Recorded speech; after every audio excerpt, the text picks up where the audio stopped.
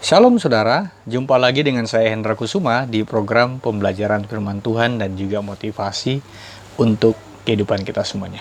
Saudara, tahukah kita bahwa ternyata di Alkitab tidak pernah ada kata pacaran?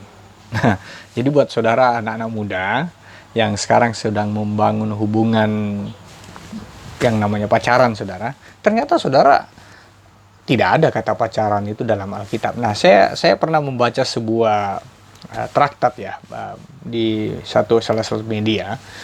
Ternyata kata pacaran itu muncul sekitar tahun 70-an ya. Tahun 70-an dan orang sudah mulai mengenal kata pacaran. Nah, tapi kalau kita mengulas dari terminologi kata pacaran sebenarnya, saudara, kalau saudara biasa buka Facebook, kalau saudara sedang membangun hubungan pacaran dengan si A, nah biasanya tulisannya relationship. Nah, relationship itu kalau saudara artikan itu adalah persahabatan, saudara. Nah, persahabatan. Nah, cuman memang kata pacaran itu sudah tergerus dengan nilai-nilai yang tentu bukan datangnya dari nilai-nilai kita sebagai orang Indonesia. Sehingga orang akhirnya memaknai pacaran itu sebagai sebuah hubungan yang tentu pasti lebih daripada seorang teman. Padahal sebenarnya betul bahwa persahabatan itu pun juga lebih daripada seorang teman. Nah, nanti kita akan sampai pada sebuah konsep dalam mindset kita harusnya bahwa pacaran itu adalah kita sementara membangun persahabatan dengan beberapa orang sehingga kita bisa mengenal dan tahu bagaimana karakter, personality seseorang, temperamen seseorang dengan yang namanya relationship itu. Atau mungkin dalam bahasa Indonesia biasa orang artikan pacaran.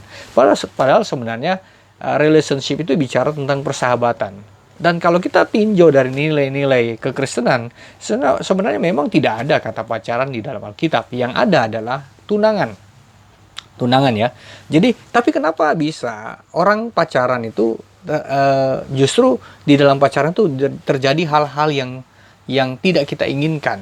Ada konflik, justru ketika terjadi yang namanya putus hubungan, akhirnya ada perkataan yang bukan pertemuan yang kusesali, tetapi pengeluaran yang kusesali. Nah, ya kan, ada banyak yang dikorbankan ketika masa-masa pacaran. Nah, kenapa? Karena ternyata kita orang Indonesia sudah tergeser nilai-nilai makna pacaran itu dengan nilai-nilai yang dibawa oleh dari luar ya, nilai-nilai dari luar.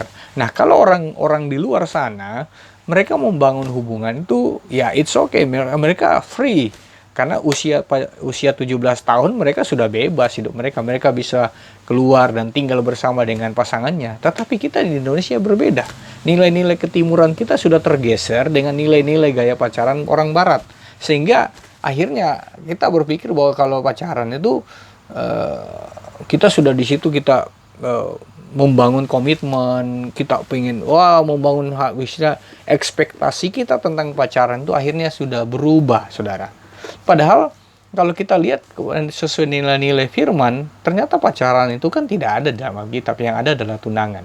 Nah, bagaimana kita menyikapi sebagai orang percaya supaya kita bisa memaknai kata relationship ini dengan tepat sesuai dengan terminologi katanya. Pacaran itu adalah membangun hubungan persahabatan.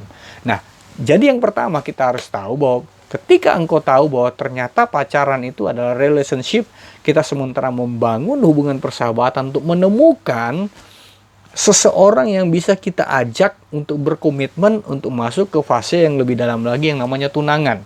Jadi artinya saudara, pacaran itu bukan tempat untuk berkomitmen. Tapi pacaran adalah tempat kita bisa mengenal satu pribadi dengan pribadi yang lainnya. Nah, artinya kalau mungkin saya bahasakan saudara, mungkin banyak yang tidak mau terima.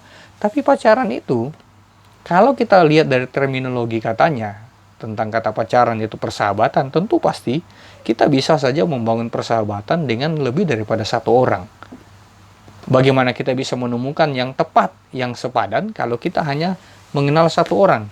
Kita harus minimal kita bangun lebih daripada satu orang untuk kita bisa tahu yang mana yang lebih tepat, yang sepadan yang tentu pasti bisa kita saling melengkapi untuk kita masuk kepada fase yang namanya komitmen dalam pertunangan, saudara.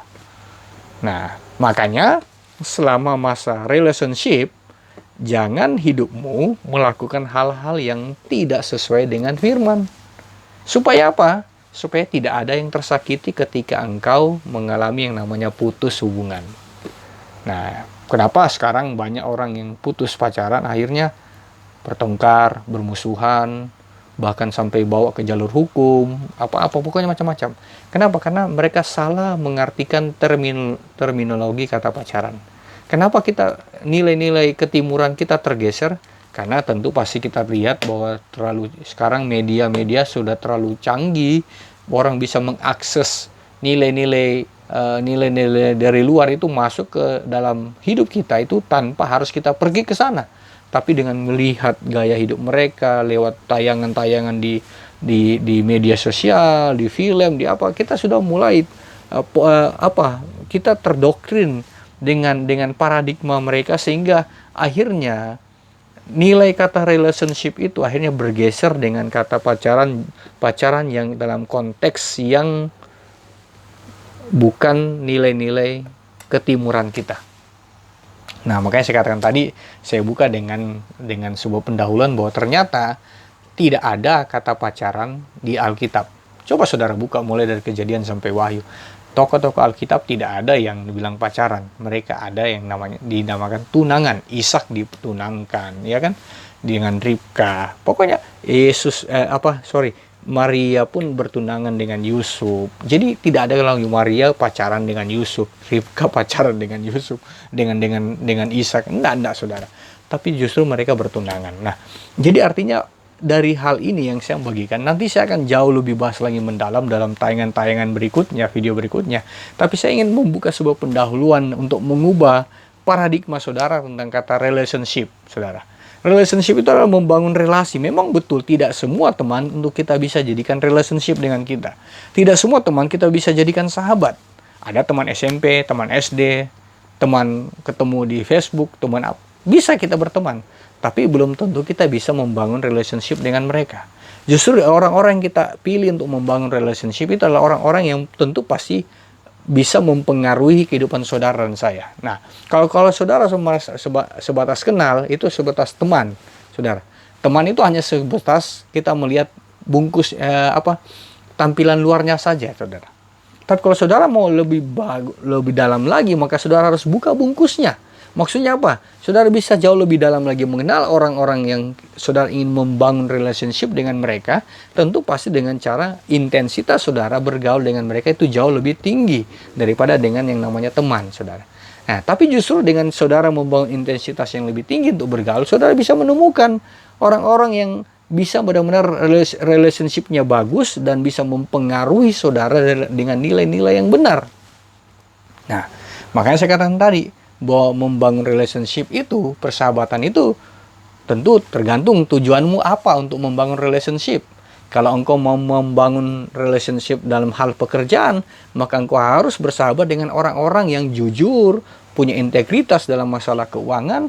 Engkau harus membangun relationship dengan orang-orang yang tentu takut Tuhan, supaya ketika engkau membangun hubungan bisnis dengan mereka, pekerjaan dengan mereka, tentu pasti engkau tidak mudah dirugikan atau tidak sama-sama saling merugikan.